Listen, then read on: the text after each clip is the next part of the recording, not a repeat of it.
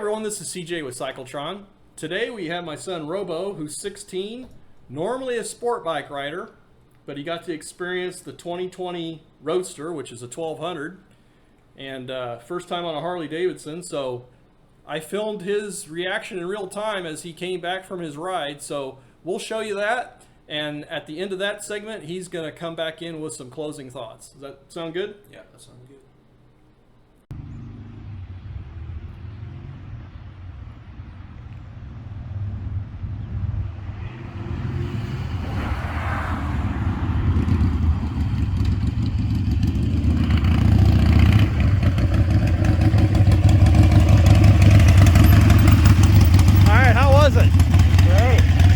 First time on a Harley, what do you think? I think it's very unique to some other bikes, and I definitely understand the feel. Wait, you better shut it off. I don't think we hear it. I don't think we can hear you over the engine. Say that again.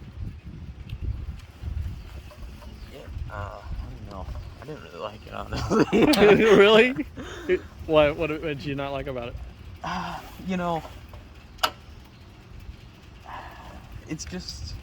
It's kind of weird going from a sport bike. It's kind of weird going from a sport bike to this. I mean, the peg position's one thing. I kind of got used to that. But I don't know. It's just a totally different thing. There's way more wind in your face. I mean, you could fix that with a windscreen. Yeah, I don't know. This is. I mean, when I first got on it, I was very nervous. It's like I knew how to ride and stuff like that, but I was extremely nervous just on this bike. And I've been on your Katana. I've been on a bunch of different bikes, and I haven't had that. It's just kind of its own thing. But after like probably 40 minutes, I got used to it, and I mean, I was getting on it and stuff like that. But it's kind of just not really my kind of bike. But it's a different riding experience, and that's what appeals to many people. That's why I like this bike. I mean, it's a less refined riding experience. I mean, you have more vibration, you hear more exhaust. Yeah. It is the opposite of a highly refined Japanese motorcycle. It's the exact opposite, and that's okay if that appeals to you. Yeah, I was kind of thinking about this earlier. It's like on a Japanese sport bike, high revving, very smooth. You can kind of just like ride it chill, and you don't feel like the bike. You don't feel like, I don't know. It's just however much you give the bike is however much you get. It's a very, it's kind of a linear thing, and you feel like you can kind of ride around town pretty chill. I feel like it's harder to ride this kind of bike super relaxed. I mean, I'm sure that'll be less so with time, but I feel like there's not really a super chill way to ride this bike. It's kind of either you ride it or you don't. Yeah, it takes a lot of your attention. So this bike has the potential for biting you in the rear if you're not careful or highly attentive. Is that what you would say? Right, yeah. Yeah, I would say more so than Japanese bikes. Well, it bit somebody in the rear because, we fixed all the damage after it had been totaled except for the dents in the tank. The tank's so thick I couldn't get those pulled out. Yeah, and also one thing that I did notice on this bike is it has it on this side if you come around and look at it. These little metal pegs, I turned left and I was leaning a little bit, and these scrape. So well, yeah, the lean angle on these kind of bikes is not much. So. Yeah, but I'm sure that's something you might want to do is take off these pegs. If you're riding it. Well, I mean that's what those extensions are for. It's essentially like a feeler for the ground. Right. Yeah. You put too much lean angle on it, and then you're gonna wipe out. Yeah. All right.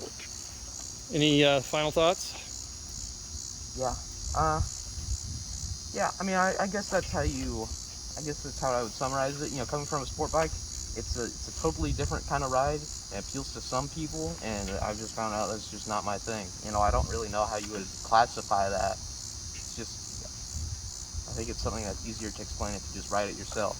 Yeah, I mean, for the very reasons you don't like it are the very reasons somebody else loves it. Right.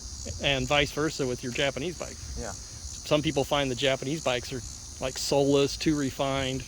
Yeah. You know, it's just different. So now I know what to do if you get in trouble. Instead of grounding you, I'm going to make you ride this bike to Sturgis next year. That'll be your punishment. How tragic. Okay, so after that experience, you had some thoughts. Right, so I got to ride the bike for about an hour, and really it was probably the most frightened I've ever been on a bike. It's probably the first time I was really nervous on a bike was when I got my Z125 in 2019, and I was nervous for a couple hours because that was the first bike I've ever ridden. But after that I got my MT-03, and then I got my Triumph 765, and I even got to ride the Katana, which is a leader bike. And I was never nervous riding any of those bikes, but once I sat down trying to leave the parking lot of the storage unit it was at, I was it was really nerve-wracking because really the ergonomics of the bike were completely different than anything I had been on, and it was but that sort of nervousness dissipated after about 30 minutes, and I was starting to get on it and row through the gears on that bike, and I was having a good time. But really I just think it's just not the bike for me. I mean, they're like my mom's SV650. That bike, I enjoy riding that bike, and so I recognize that after riding that bike, getting familiar with it, being comfortable riding it, it's just really not the bike for me. And I'm sure if I started on a Harley, maybe an 883, and then went to that bike, I would still enjoy riding. I would still enjoy motorcycling, but I might not know that really sport bikes are what I enjoy. And I think it's notable to be able to have the opportunity to pick between a Harley and a sport bike, because I feel like if I was put in a situation where I purchased about a $12,000 bike new, I think it would require a lot of humility to say that's not a bike that I would want, especially with the Harley financing that you've talked about plenty on your channel, and all those dealer tactics. They kind of put you upside down financially, and I think it would be very difficult to say that's not a bike that you want. Well, also, so when they were selling the Roadster, it was going for around $12,000 MSRP. Your Street Triple RS was $12,000. Right. So head to head between those two bikes paying the same amount of money, you discovered that you like your Triumph way more than you would ever like that Harley. Yeah. Is that fair to say? Yeah, absolutely. All right.